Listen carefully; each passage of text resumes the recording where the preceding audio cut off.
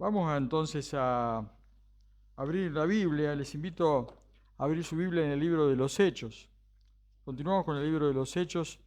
Vamos a ver a partir del versículo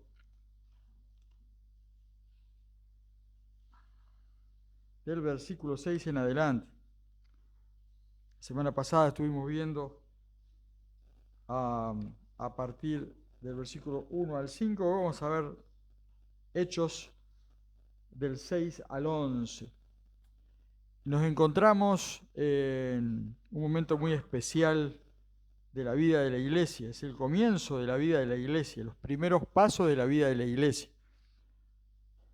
Por tanto, es muy importante que nosotros atendamos porque suceden cosas que son únicas, como en la vida de cualquier ser humano inclusive, ¿no? Recordemos que la iglesia, el cuerpo de Cristo en todo caso, cuya cabeza es Cristo, comienza a andar y como cualquiera que comienza a andar, hay cosas que suceden una sola vez, hay cosas que es bueno captarlas porque no hay otro momento en los cuales esos bebés humanos o estas iglesias viven esos momentos, ¿no? Todos recordamos, hemos tenido alguna vez un pequeño delante nuestro y ahora lo volvemos a disfrutar en nuestra familia, con nuestro nieto, y las primeras sonrisas, las primeras miradas, identificándonos, los primeros abrazos, los primeros dientes, los primeros tropezones, las primeras caídas, los primeros chichones, siempre es lo primero. Pero en este momento del libro de los Hechos se está relatando realmente un momento único. Algunos son momentos únicos y otros son momentos que vuelven a repetirse en la vida de la iglesia a través de los siglos, hasta el día de hoy. Por esto vamos a ver entonces estos versículos. Entonces los que se habían reunido preguntaron diciendo: Señor, ¿restaurarás el reino de Israel en este tiempo? La La conversación continúa, todos recordamos lo visto la semana anterior, cuando el Señor Jesús le dice, ciertamente Juan los bautizó con agua, mas ustedes serán bautizados con el Espíritu Santo dentro de no muchos días.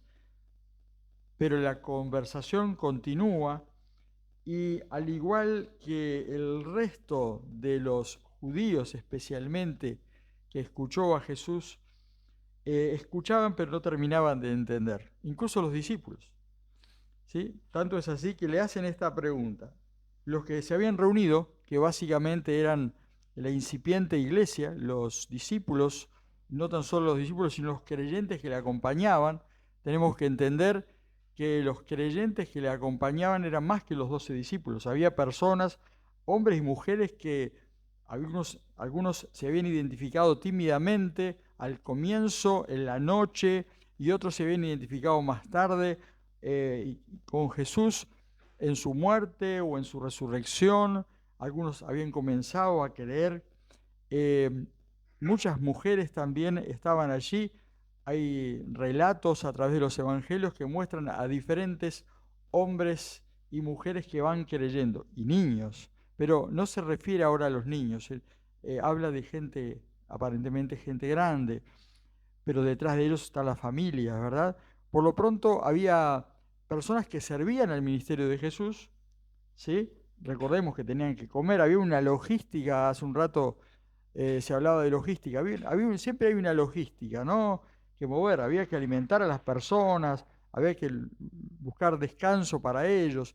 Todos recordamos cuando el Señor Jesús en la última Pascua le dice, bueno, vayan a tal lugar y hablen con tal persona y hay un lugar separado. Cuando la entrada a Jerusalén lo mismo, hablen con este hombre y dígale que necesito el burrito. Y había una logística de la cual en parte algunas cosas estaba Jesús, pero no en todas. Y el Señor Jesús enseñaba a sus discípulos poco a poco a que tenían que participar de esta obra, ¿sí? Sin embargo, el Señor Jesús también participaba de la organización de esto. Estas son las personas que estaban reunidas, ¿sí?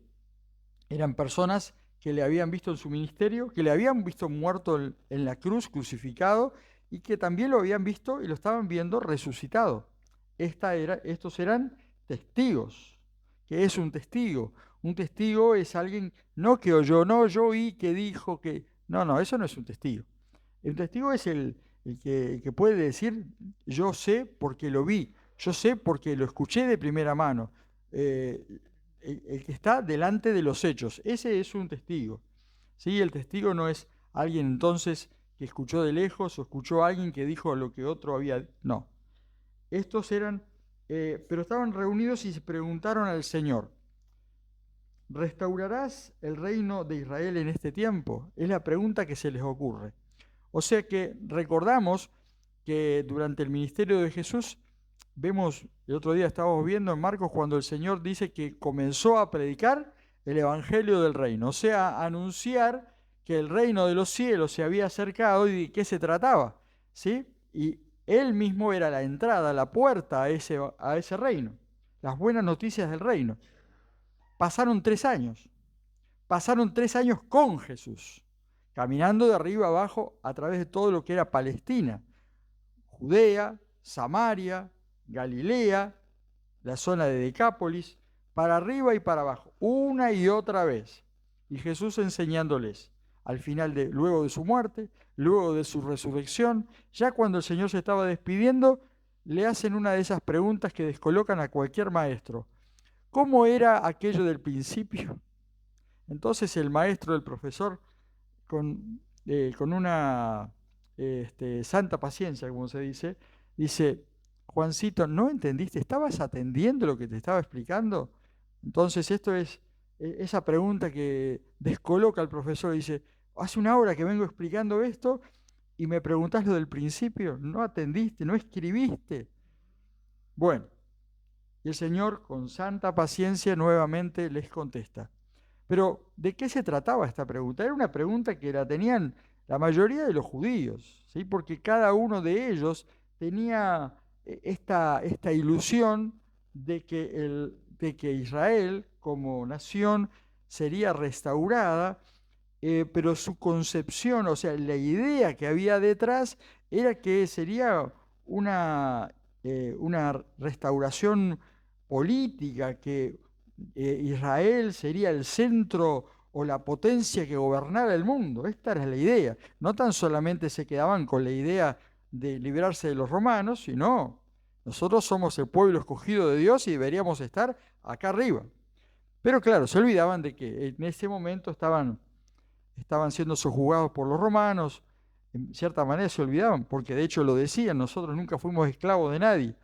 Y tenían eso en la cabeza, tenían ambición de ser un gran pueblo, pero no vivían una vida de gran pueblo. El gran pueblo de Dios es gran pueblo cuando es obediente, y ellos vivieron una vida como pueblo desobediente.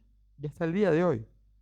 Entonces tenían esta idea, antes habían sido dominados por los babilonios, por varios pueblos, y en este momento este pequeño pueblo, que no estamos hablando que era del tamaño de Tacuarembó, 100 y pocos kilómetros por 60 y pico de kilómetros, era muy pequeño. Todo esto ocurre en ese espacio de aquella zona del mundo. Y les preguntan, ¿restaurarás el reino de Israel en este tiempo? Y el Señor le contesta. Y en esta mañana brevemente vemos cómo en el plan de Dios, Dios Padre, Dios Hijo y Dios Espíritu Santo, como se nos revela a nosotros los seres humanos, ha planeado, como decimos nosotros, ha craneado, ha soñado, nos ha revelado su plan y lo ha puesto en movimiento, y se ha ido cumpliendo paso a paso. Entonces el Señor Jesús les da una respuesta otra vez a una pregunta que no hacen, o responde de una manera que no esperan. Y les dice, no les corresponde. este conocimiento es más elevado. Algunas veces he escuchado esto en las películas, sobre todo cuando los policías están de diferentes categorías y dice, bueno, lo que pasa es que no tenés el nivel, de seguridad para conocer esta información. Entonces el policía que quiere saber queda, ay, no tengo el nivel. Y en realidad el Señor le estaba diciendo esto a los discípulos que no entendían luego de 3 años y pico eh, acerca del reino, de qué se trataba este reino, y no se daban cuenta que ellos estaban siendo parte de este reino y la puerta era la persona de Jesucristo a quien tenían delante. Y este reino ya había avanzado sobre la tierra y la puerta de este reino estaba delante suyo. Y les dice entonces, no les corresponde saber entonces cuándo se restaurará. No le responde exactamente nuevamente qué tipo de reino en este caso, porque él ya se lo había enseñado. Mi reino no es de este mundo. Pero también había enseñado en aquella oración del Padre, que decimos del Padre nuestro, hágase tu voluntad en el cielo como en la tierra. Venga tu reino. El reino de Dios debe cumplirse en la tierra así como en el cielo. Y en la presencia de Dios, Él es Rey, Él es Señor. Él es Señor siempre, pero la Biblia enseña que llegará el día inclusive donde toda rodilla se doblará. ¿Sí? Toda rodilla se doblará. No habrá oportunidad de que nadie doble su rodilla delante del Señor. Pero no vamos a hablar de esto. La Biblia habla acerca de que ese tiempo llegará. Pero los primeros que debemos doblar nuestras rodillas, que tenemos que reconocer la puerta, que tenemos que conocer y ser parte del reino, somos los creyentes, la iglesia de Cristo. Y ellos estaban en un momento en el cual todavía no habían internalizado estas ideas, no tenían claro del todo, pero faltaba poco para que fueran convencidos por el Espíritu Santo de todas aquellas enseñanzas hechas por el Señor Jesús. Dice, no les corresponde, les dijo, no les toca a vosotros saber los tiempos o las sazones que el Padre puso en su sola potestad. La verdad es que ni siquiera los ángeles estaban calificados para esto. En Marcos capítulo 13, 32, vamos a buscar este pasaje. Marcos 13, 32, a ver si lo encontramos rápido.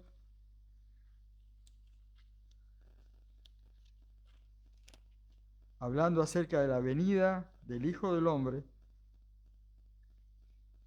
dice, pero de aquel día y de la hora nadie sabe, ni aun los ángeles que están en el cielo, ni el Hijo, sino el Padre.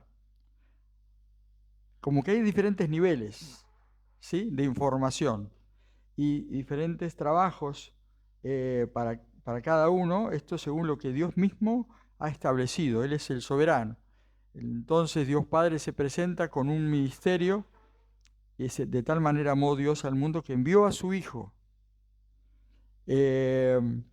Dios se revela al hombre y lo hace de muchas maneras, y ahora esta última manera a partir de la propia persona de Jesucristo. Pero el día cuando sucederá el fin de todas las cosas, la venida del Señor, solo el Padre lo sabe, ni los ángeles ni el Hijo. En realidad esto tenemos que aceptarlo, es un misterio, pero así se presenta. Entonces, hemos hablado más de una vez acerca de estas dos ideas acerca del tiempo, ¿no? El tiempo físico, el tiempo, el cronos, el cronómetro, las 60 minutos que van corriendo incluso de este mensaje, que no va a ser de 60 minutos, y el tiempo, el kairos, el tiempo de Dios, el cumplimiento de las cosas. Bueno, en las manos de Dios está tanto uno como el otro. Recordamos aquellos pasajes, dice, cuando fue el tiempo dado por Dios, María concibió. Vino el Señor Jesús cuando fue el tiempo, y el Señor Jesús también hizo su ministerio y más de una vez dijo, todavía no es el tiempo. Pero cuando fue el tiempo, el Señor Jesucristo murió en la cruz. Y cuando era el tiempo, el Señor asciende, al Padre. Y cuando sea el tiempo, el Señor volverá a buscar a su iglesia. Y cuando sea el tiempo, el fin de todas las cosas, todo se acabará. El cielo y la tierra y todos, hombres grandes y pequeños, iremos delante del Señor con juicios. Pero esto le corresponde al Padre. Entonces, importante es recordar no pensar en usurpar o en ocuparnos de lo que no debemos ocuparnos, ¿sí? No nos corresponde a nosotros. Hoy en día sigo escuchando a algunas personas volver una y otra vez a insistir con la observación detallada y la interpretación de los tiempos tan exacta que dicen, bueno, en tal fecha no pasamos de ahí. Ya no se anima muchas veces a decir exactamente el día, pero tanto tiempo queda para la humanidad y realmente no sabemos. Sí, no sabemos. Lo que sí sabemos es que el Padre sabe. El Padre decide. Y hasta allí tenemos que ir. No tenemos el nivel de seguridad como hijos de Dios de saber cuándo es el día en el que el Señor volverá. No lo tenemos. Eso es lo primero que les dice a los discípulos. No les corresponde a ustedes. Pero, dice, pero recibiréis poder cuando haya venido sobre vosotros el Espíritu Santo y me seréis testigos en Jerusalén, en toda Judea, en Samaria y hasta lo último de la tierra. Aquí, primeramente, estaba hablando de la obra del Espíritu Santo, lo que hace otra persona en la Trinidad, el Espíritu Santo de Dios. En estos versículos que vimos del domingo pasado, vimos en el versículo 3 quién es que dicta las órdenes. Vamos al versículo 3, dice, a quien también, versículo 3 del capítulo 1, después de haber padecido, se presentó vivo con muchas pruebas indubitables, apareciéndoles durante 40 días y hablándoles acerca del reino. Perdón, es el 2, me parecía que no era el 3. Hasta el día en que fue recibido arriba, después de haber dado mandamiento por el Espíritu Santo a los apóstoles. Aquí en pocos versículos vemos que la obra del Espíritu Santo, una de las obras del Espíritu Santo, en el versículo 2, es la de dictar mandamientos a los enviados. ¿Sí? Esta es tarea del Espíritu Santo y no ha cambiado. ¿Sí? El Señor Espíritu Santo sigue mandatando a los creyentes, a los enviados.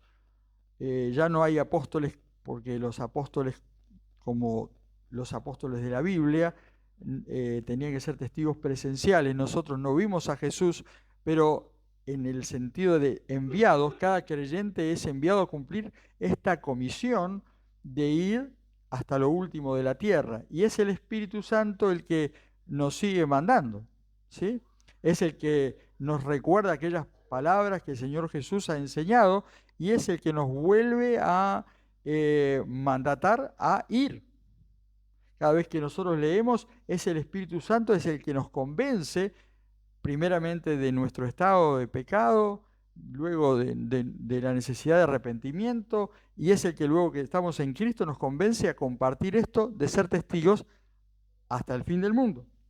Entonces la primera tarea del Espíritu Santo es, en el versículo 3, dictar mandamientos a la iglesia.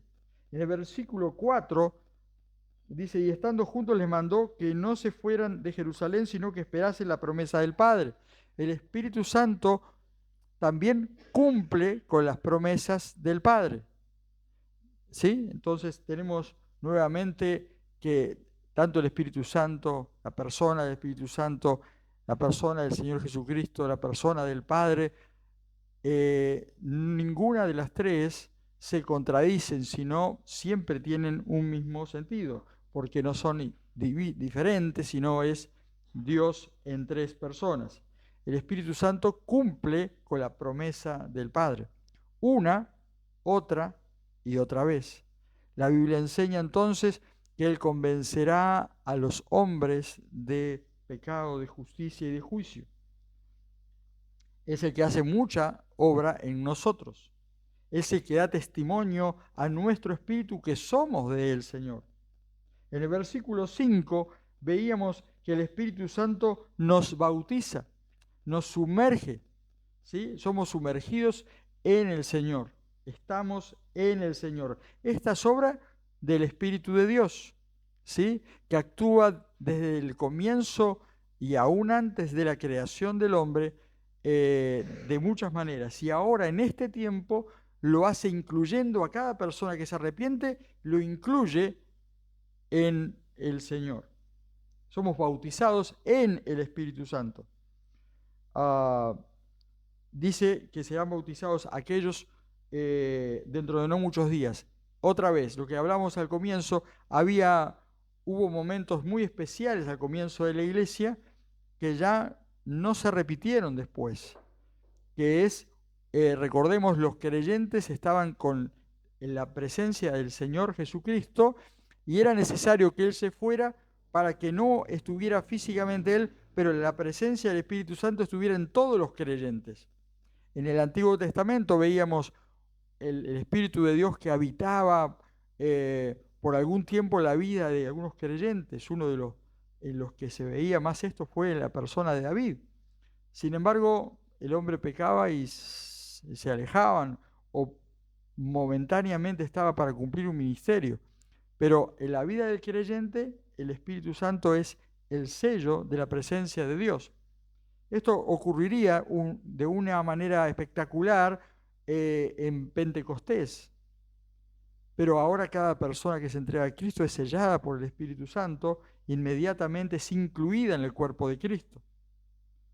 En el versículo 8 dice, vamos al versículo 8, pero recibiréis poder cuando haya venido sobre vosotros el Espíritu Santo. Esto de el Espíritu Santo vendrá sobre ustedes es el sello del que estamos hablando, la presencia de Dios mismo en la vida de cada creyente, que hace que cualquier persona que cree en Cristo se transforme en una persona diferente, ¿sí? Porque tiene la presencia de Dios en su vida, nos convierte el Señor en templo, somos templo del Espíritu Santo, ¿sí? Entonces somos una persona diferente, a partir de ese momento somos santos, somos apartados para Él, ¿sí? Y esta obra es del Espíritu Santo. En el versículo 8 también nos empodera, dice, pero de este es este que nos sella, que dice, ahora son de Dios, ahora son apartados del mundo, ahora son santificados por mi presencia, dice Dios, ahora también nos da un poder, su poder, para hacer sus obras. Esta obra en pocas líneas, una obra tan amplia del Espíritu Santo en la iglesia primitiva. Pero esta obra tan grande del Espíritu Santo en la iglesia primitiva sigue al día de hoy. Nosotros como una iglesia cristiana, evangélica y bautista, creemos en la obra poderosa del Espíritu Santo. Una obra que nadie puede hacer sino el Espíritu Santo de Dios.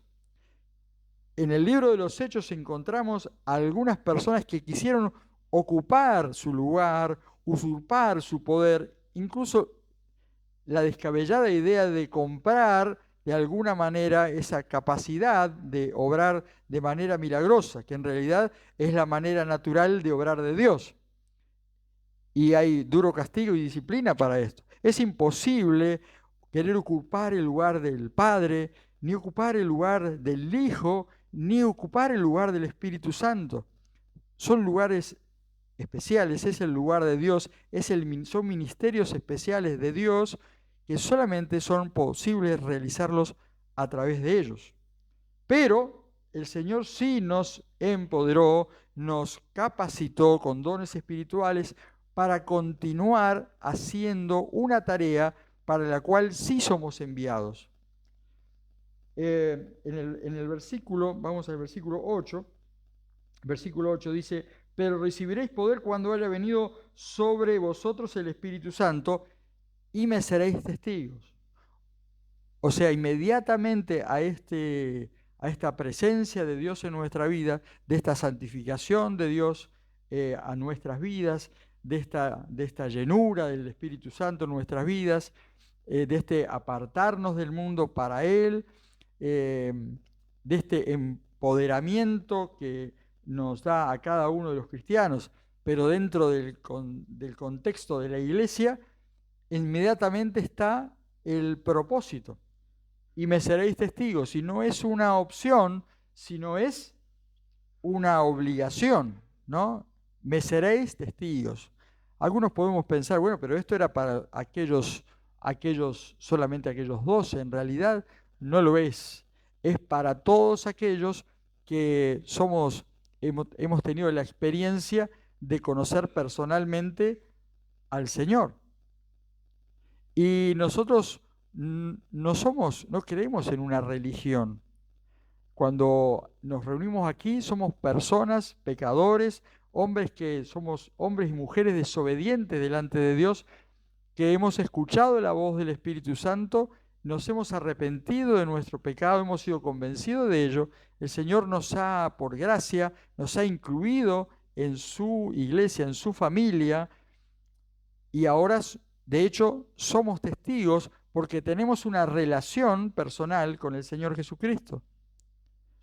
Nosotros podemos ir, porque la Biblia nos enseña que podemos y debemos ir ante su trono de gracia en cualquier momento y todo el tiempo. Y de hecho estamos todo el tiempo en su presencia y tenemos y debemos aprovechar la oportunidad que tenemos con el Señor. ¿No lo vemos presencialmente? No, pero no vemos sus obras en nuestra vida.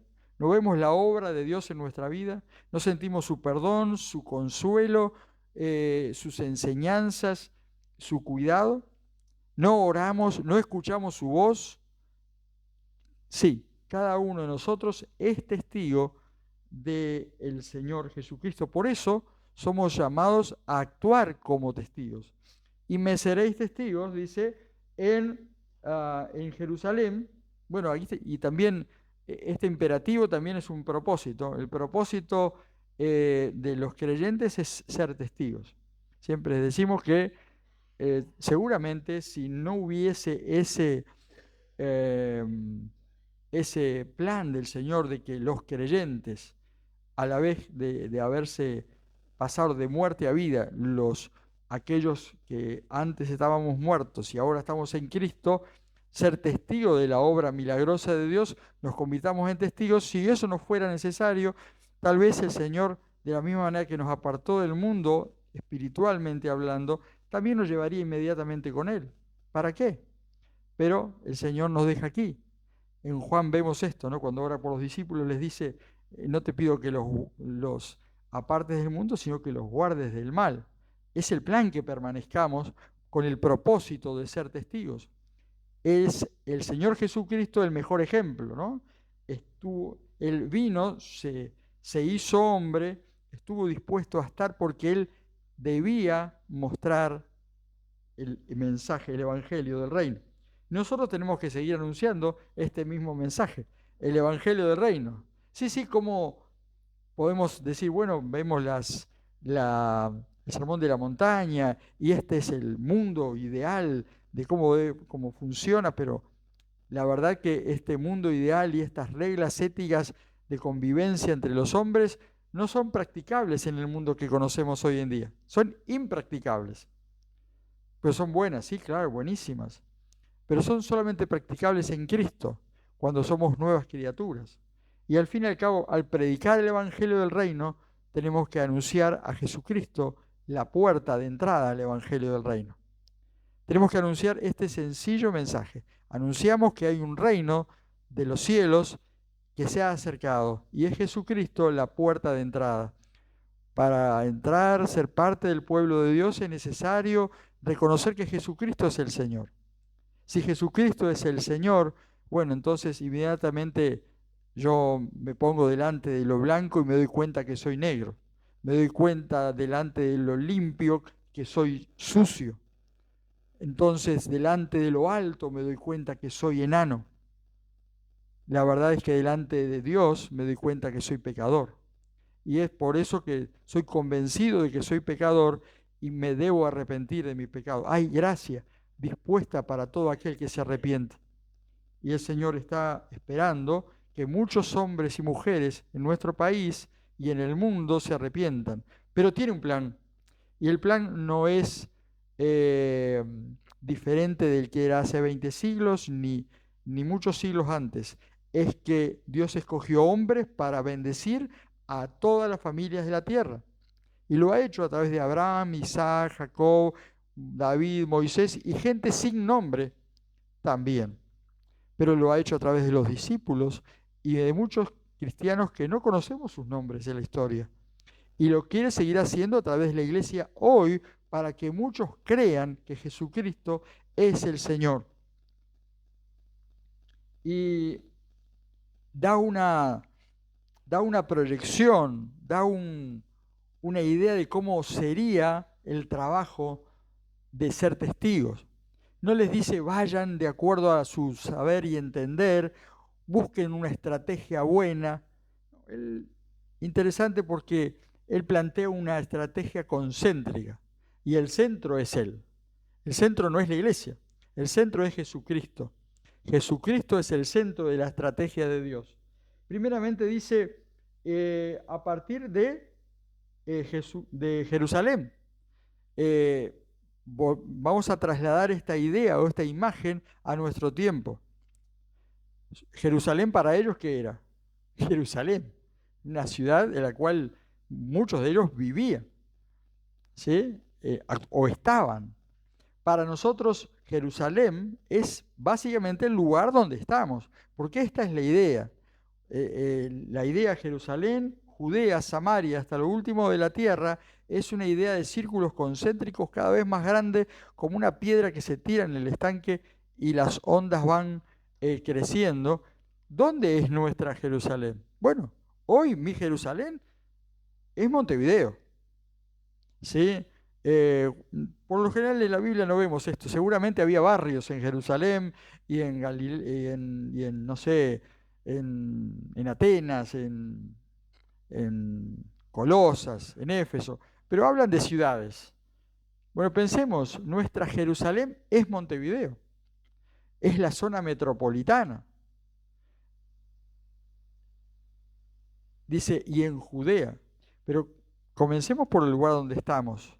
Tal vez el lugar más difícil, aunque parece, bueno, más difícil es ir a lugares lejanos, pero en el lugar, como hemos dicho muchas veces, en el lugar más difícil es el lugar donde me conocen, ¿sí? Donde ven mi vida, donde conocen si pago las cuentas o no pago las cuentas. ¿Qué tal clase de vecino soy? ¿Cómo soy como papá? ¿Cómo soy como estudiante? ¿Cómo soy como trabajador? Por eso el testigo era un testigo que por un lado debía conocer de primera mano lo que atestiguaba, pero no tan solamente lo atestiguaba, era testigo con su voz, era testigo con su vida. Y algunos con su vida hasta límites como la muerte, ¿no? Mártir y testigo entonces tienen la misma idea. Nuestro Jerusalén, somos enviados por el Espíritu de Dios y empoderados para hacerlo, es Montevideo, o es el lugar donde hoy te encuentres si nos estás escuchando, ¿sí? Tal vez sea, no sé, Ciudad de México o Brasilia. Tenemos la esperanza que nos vean desde Lima o desde algún lugar. Ese lugar donde vos vivís es Jerusalén. Y ese lugar es un lugar difícil por estas condiciones que nos conocen. Porque hoy en día en Uruguay nos conocemos todos. Cuando queremos acordar, la esposa, el esposo de un compañero de trabajo era nuestro compañero del liceo y nos vamos al Chuy, nos encontramos con un estudiante y con un amigo y cuando queremos acordar, en Uruguay el dicho es nos conocemos todos, porque somos muy pocas personas y este es un problema. Por esto el creyente, sobre todo a partir de que entrega su vida a Cristo, tiene que comenzar a andar de una manera diferente, novedad de vida, honrando al Señor con quien tiene una relación personal de Señor y Salvador. Dice también en Judea, ¿sí? En el contexto un poco más lejano, en mi propio país. Aquí comienza a hablar acerca de ir más allá de nuestro lugar, como se dice hoy en día, de mi zona de confort. Si tengo que hacer 200 kilómetros, 300. ¿Hasta Artigas cuánto hay? ¿Hasta Artigas? 650 kilómetros. Bueno, hay que ir hasta Artigas, hay que ir hasta Rivera, hasta que ir hasta Chuy. Bueno, es nuestro contexto, o Mercosur. Bueno, la patria grande, dijera Artigas. No sé, pero nuestra zona, nuestro país, Palestina para ellos, eh, tal vez sea un segundo círculo. Samaria. ¿Qué significa Samaria para ellos? Bueno, para los judíos Samaria era un lugar no prohibido, sino un lugar que no querían ir.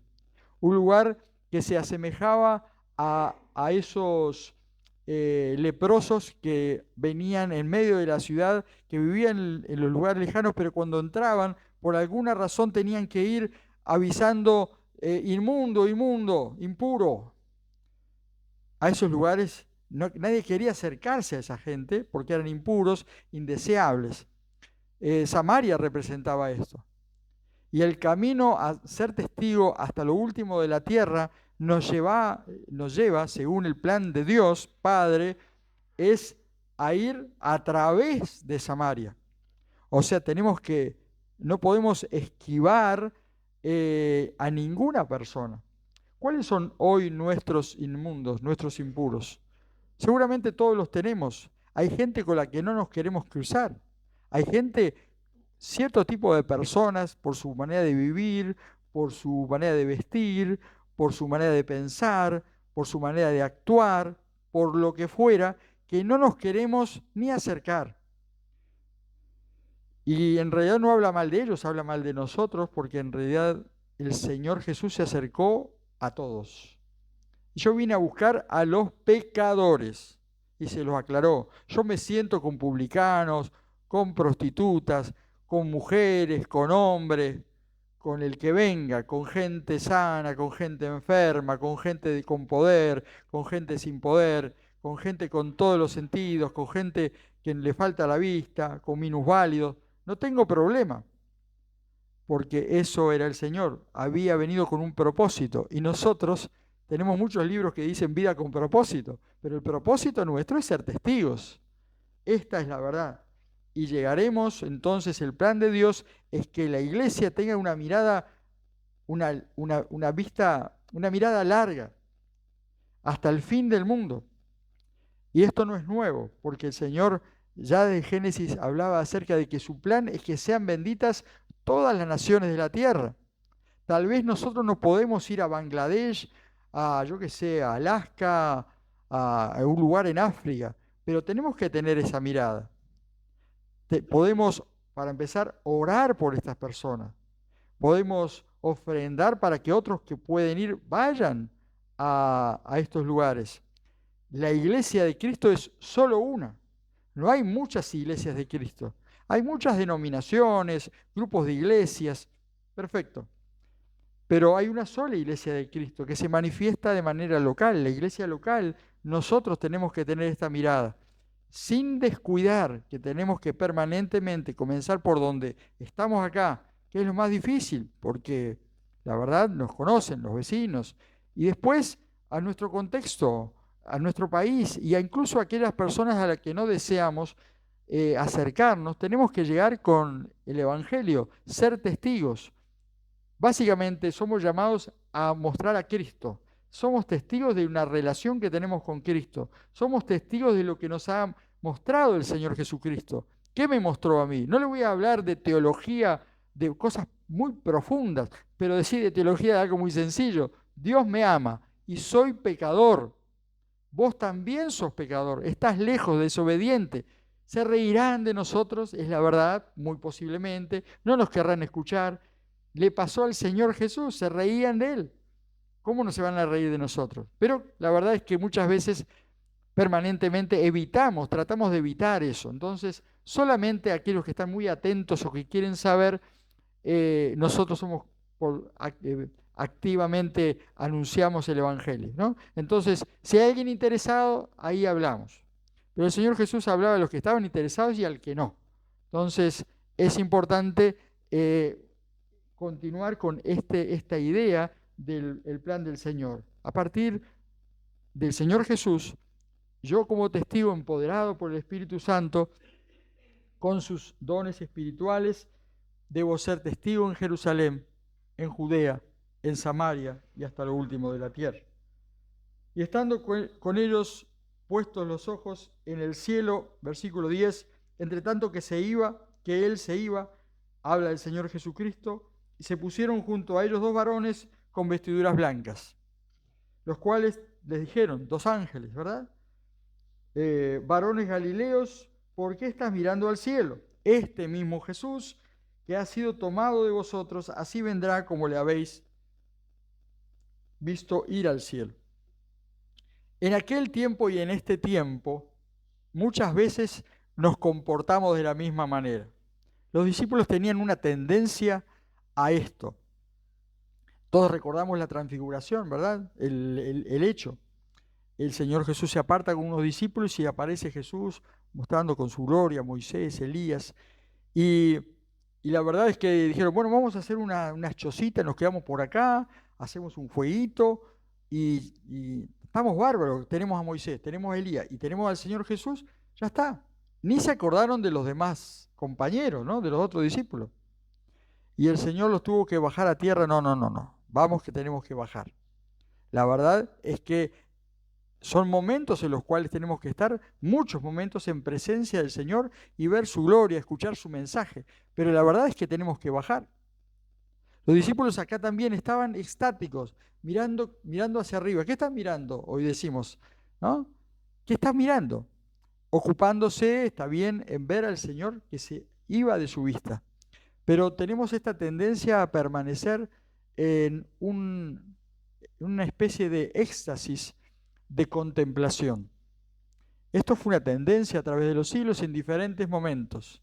La contemplación de la sabiduría de Dios, o la contemplación de la gloria de Dios, pero la contemplación. Pero nosotros somos llamados a la acción. La contemplación, el estudio de la palabra del Señor, la meditación, la oración, es importante, pero el Señor es un Dios de acción. Y lo mostró. La revelación, la Biblia, muestra la acción de Dios hacia el hombre. La iglesia debe ser no una organización, sino un cuerpo que se mueve con la cabeza, que es Cristo. Acción. Y somos llamados a ser testigos, somos llamados a la acción. Hermanos, que el Señor nos bendiga con su palabra en esta mañana y seamos movidos a la acción de ser testigos. El Señor nos ha llamado, el Señor se ha revelado, el Señor nos ha incluido en el cuerpo que es Cristo, el Señor es un Dios de acción, el Señor nos ha empoderado con su poder y nos ha llamado a ser sus testigos. Si somos testigos, entonces debemos ir, no hay opción, comenzando desde el núcleo más pequeño, continuando al núcleo más grande de nuestra sociedad, nuestro país. Hay muchos barrios que necesitan del Evangelio del Señor. Hay muchos pueblos y ciudades que necesitan, y el campo del Señor. El otro día hablaba con alguien, hablando de la necesidad de evangelización en diferentes países. Yo creo que a pesar de todo, que somos muy pocos, el Uruguay necesita de hombres y mujeres cristianos que seamos testigos de Jesucristo, de verdad, de primera mano, personas convertidas que seamos testigos de Jesucristo y estemos dispuestos a asumir el costo. Hoy veíamos en la escuela dominical un poco de esto, acerca de seguir sufriendo aquellos sufrimientos de Cristo, pagar el precio por ser testigos de Jesucristo.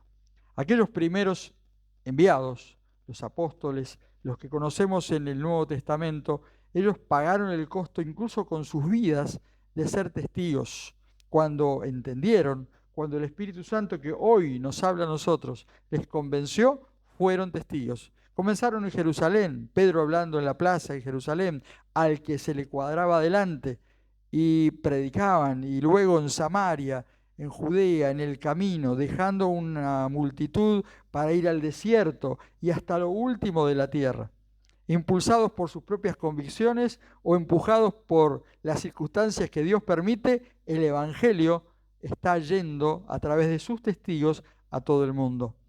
Nosotros no podemos quedar afuera. Nuestra vida ha sido rescatada con ese propósito. Vivamos una vida como testigos del Señor Jesucristo. Que Dios bendiga su palabra. Vamos a orar. Señor, te damos gracias por tu palabra. Gracias, Señor, por tu obra perfecta a través del Padre, del Hijo y del Espíritu Santo. Gracias, Señor, porque hoy tu obra sigue llegando a nosotros claramente. Señor, queremos ser testigos de tu amor, ser testigos de tu poder, ser testigos de esta relación que tenemos en Cristo, ser testigos de cómo hemos sido perdonados, de cómo somos amados, de cómo somos cuidados, y compartir con aquellos que queremos, aquellos que conocemos, a los que no queremos y no conocemos. Y Señor, te pedimos que nos uses como iglesia local. Te pedimos como individualmente cada creyente, queremos ser testigos de tu amor, pero como iglesia local, Iglesia Bautista, Inua, Filipos, pon en nuestro corazón este ferviente deseo de obedecer. Señor, te pedimos esto en el nombre de Jesús. Amén.